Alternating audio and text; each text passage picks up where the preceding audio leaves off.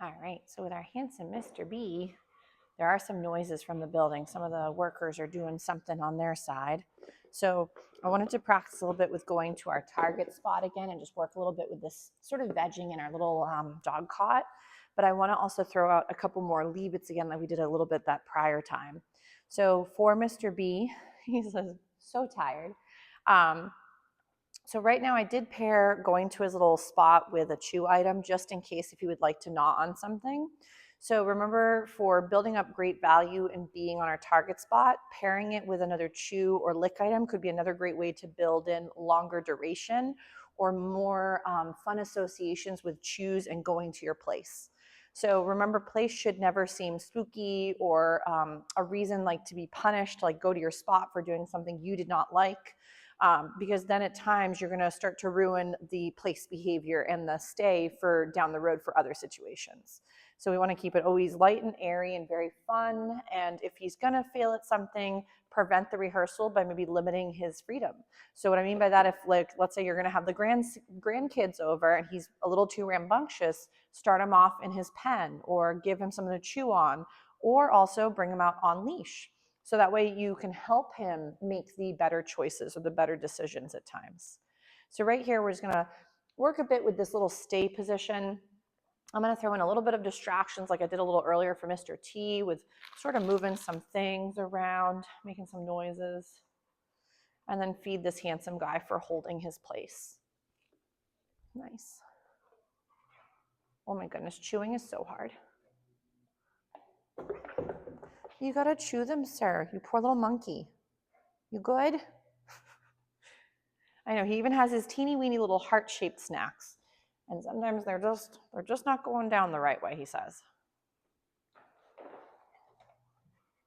So again, if he goes to wiggle, not the end of the world, but I might ask him, and again, if he doesn't want his chew, he doesn't have to. Ready, down. He's like, my brain's melting. Are you tired? Ready, down. There we go. Yes. Sometimes it's just hard to compute, you know? It's exhausting being at school. Sometimes there's plenty of brain fart moments for all of us. So again, I'm going to reapply my stay. I'm going to see if I can add a little bit of just movement this time. So if when you're practicing something, don't forget to sometimes rotate through your criteria. So sometimes it's super easy, very attainable. Sometimes the difficulty might go up a little bit. Oh my gosh. Or for example, the duration might go up or down, the distances, the distraction levels, and then sort of play it by ear and see how it's going. Nice. 2, I noticed that he actually has really furry feet. So for a lot of dogs, their inability to have traction on slippery surfaces could be how some of this stuff starts. Not saying that's what's going on, but I've noticed that now that he's laying down, I can see his pads. He's got a lot of hair that grows between his pads.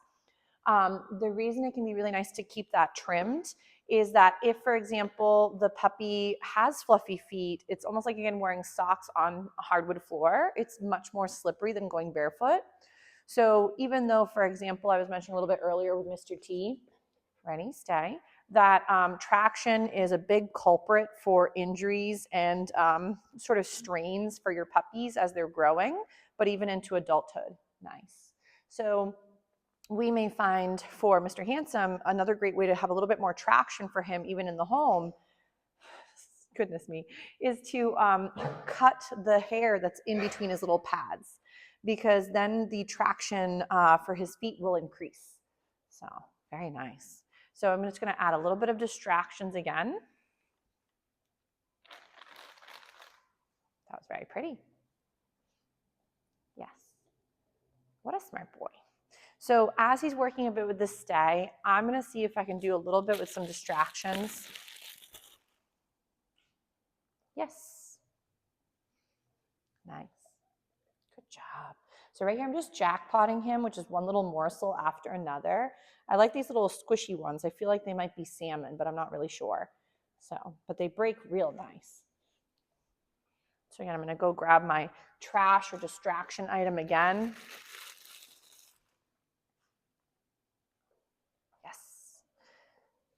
What a smart boy. So we're just building up value and ignoring the thing that may be falling on the floor. Because maybe this is like you dropped a paper towel, oops, or he's like, I dropped my dog chew, or you maybe dropped something that shouldn't be for him. And now you're kind of working on this place behavior, but maybe you were opening the dishwasher, and opening the dishwasher got him excited, he went and got up. You would just reset him up and feed him for practicing opening and closing the door. So let's say, for example, I could just be making noises and then dropping items, and for him holding back, we're feeding for the relaxation or the vegging right here. Nice job, sir.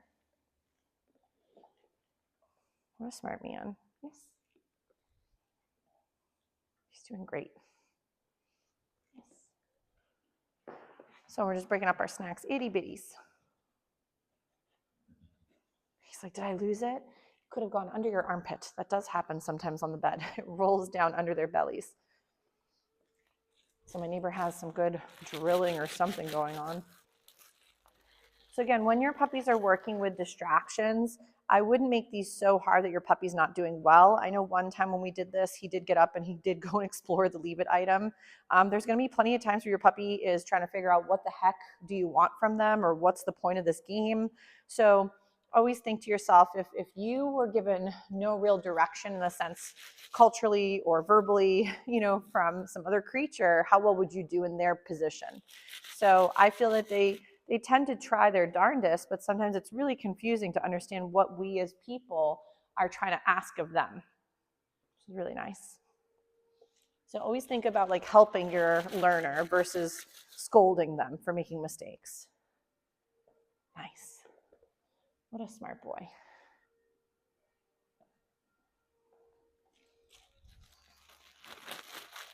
I know, Mr. B says, I am exhausted. So much hard work. Ooh, that one flew a little closer. Nice. Good job leaving it alone. Guess that one decided it would like to get closer. Those darn plastic bags, they've got a mind of their own. Nice. So what a smart boy. Yes. So we'll go ahead, we'll take away our leave it item. So again, this is just some trash that I wanted to try with the handsome guy, see how he did. Did very nice. So if, let's say, we're going to be all done with our gorgeous stay, or we want to end the behavior, we're still going to go back and feed our puppy for that last little rep of hanging out. And then when we say all done, he's like, oh, thank goodness. And he can get up and wiggle. And of course, there were a few crumbs that rolled under his belly, so he can maybe eat those later. Ready, Bodie? You want to go grab those snacks? So, but for homework's sake, for the handsome guy, make sure, it fell right out of his mouth again, is make sure that when you're practicing, it's seeming comfortable from his perspective too. Even though we would love to have end goals that are like, I'd love my puppy to do this, this, and that, there could be moments where we may have to pull it back and make it a softer behavior or easier setup, and then build up as maturity helps us as well. But right now, thinking that the puppies are going to be able to rock the same thing as maybe a previous adult dog could, I would recommend just look at the dog that's in front of you, not necessarily past dogs or expectations you'd like of said dog. Just like with us, it's really nice to have goals, but sometimes having a goal that's set maybe too high or out of range can just lead to more disappointment, and then a feeling of not really loving the setup. So try to just view little successes, little goals, attainable steps, and then you're going to feel like you're making progression. Because remember, we're not looking for perfection. This is another creature that has their own set of feelings and likes and dislikes. And that's where we have to make sure like what we're doing seems comfortable, safe, and attainable from the pup's perspective too.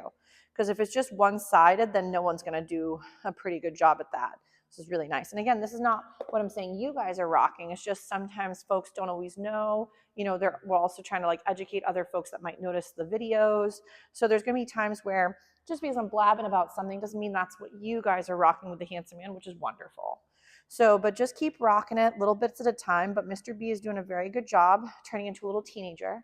And we'll give him a little breather, a little potty break, and call it a day for the handsome guy because he is very tired. What a good job, Mr. B.